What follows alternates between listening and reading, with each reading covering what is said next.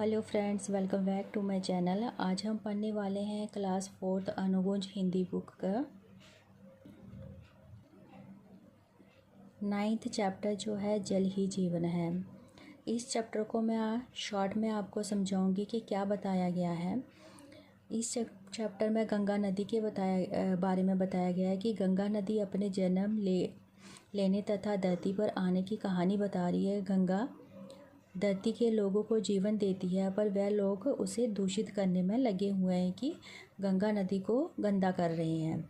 इस बात से गंगा बहुत दुखी है। वह मनुष्य से स्वयं को नष्ट न करने के लिए प्रार्थना करती है कि मुझे आप बर्बाद मत करो।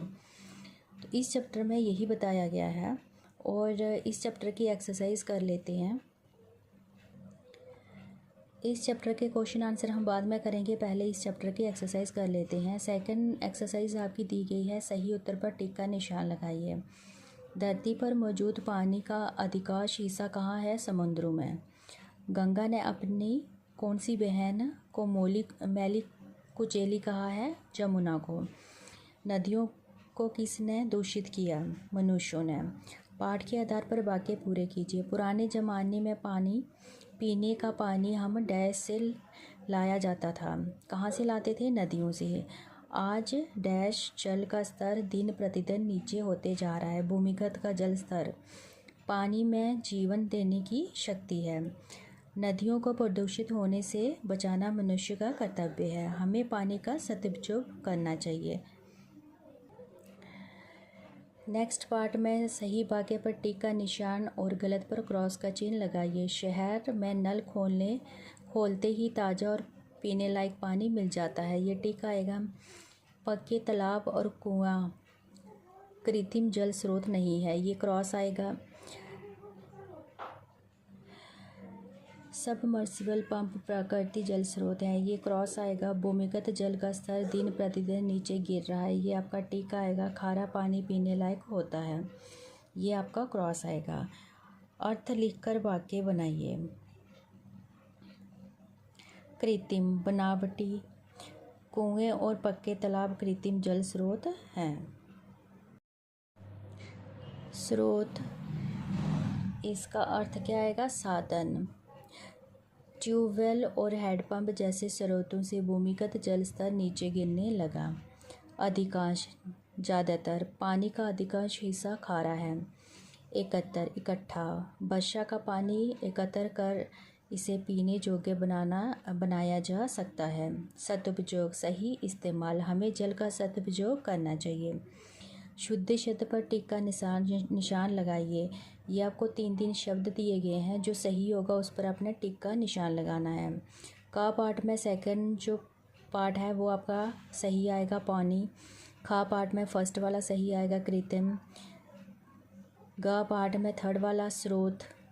और घ पार्ट में प्रतिदिन। रेखा खींचकर विलोम शब्द से जोड़े बनाइए।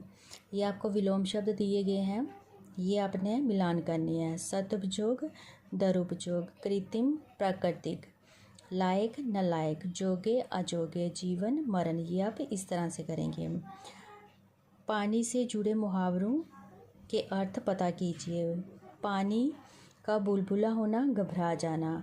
पानी पी पी कर कोसना, किसी को भला बुरा कहना। आँखों का पानी भर जाना, शर्म लिहाज न रहना, ये आप इस तरह से करेंगे। नेक्स्ट दिया गया है, नीचे लिखे शब्दों में नुक्तों का प्रयोग कर सही स्थान पर कीजिए। ये आपको शब्द दिए गए हैं। नुक्ता कहाँ लगाते हैं? जो हम छोटा सा बिंदु लगाते हैं उसे हम कहते हैं नुक्ता। सिर्फ में फा के नीचे आप लगाएंगे।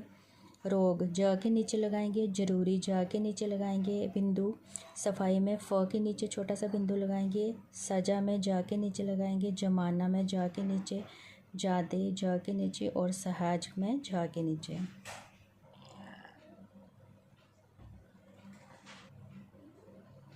सबसे पहले हम मौखिक प्रश्न कर लेते हैं। मैं कौन है? उसने अपना पिता किसे कहा है? उत्तर लिखेंगे। मैं गंगा है, उसने अपना पिता हिमालय को कहा है। प्रयाग इलाहाबाद में क्या होता है? प्रयाग इलाहाबाद में गंगा की मुलाकात अपनी प्यारी बहन जमुना से होती है।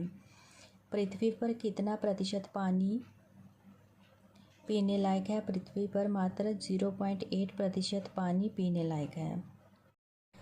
नेक्स्ट आपका प्रश्न है, कृत्रिम जल स्रोत कौन कौन से हैं? उत्तर लिखेंगे, कुएं और पक्के तालाब कृत्रिम जल स्रोत हैं। 2005 से 2015 को जल दशक क्यों घोषित किया गया? जल संकट को देखते हुए संयुक्त राष्ट्र ने वर्ष 2005 से 2015 तक को जल दशक घोषित किया गया। नेक्स्ट आपके फोर्थ पार्ट में भी प्रश्न उत्तर आएंगे। पहाड़ों से मैदान तक नदी की यात्रा कैसी रहती है? पहाड़ों से मैदान तक नदी की यात्रा काफ़ी उछल कूद भरी रहती है। आगे बढ़ते हुए कई बार नदी रास्ता भूल जाती है तो कभी घाटी और वादियों में खो जाती है। हरिद्वार में गंगा का स्वरूप कैसा हो जाता है? हरिद्वार में गंगा का स्वरूप विशाल हो जाता है। चौड़ा पाट और साफ निर्मल पानी सभी को डुबकी लगाने के लिए आमंत्रित करता है।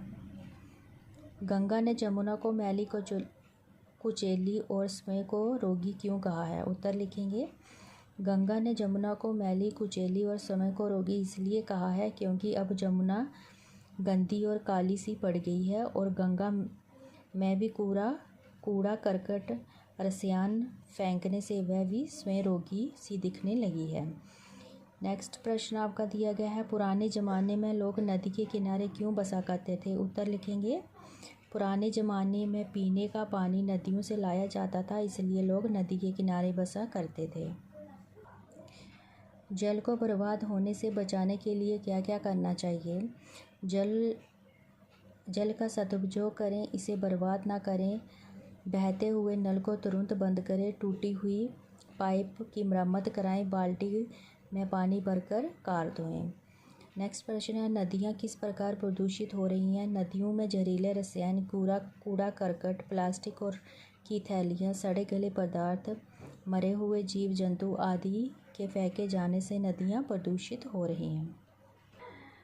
तो ये था आपका 9th चैप्टर जल ही जीवन है। इसे मैंने शॉर्ट में आपको बता दिया है और इस चैप्टर की एक्सरसाइज और क्वेश्चन आंसर आपको बता दिए हैं। अगर आप चैनल पर नए हैं तो चैनल को सब्सक्राइब कर लीजिए और वीडियो को लाइक करना ना भूलें। मिलते हैं नेक्स्ट वीडियो में।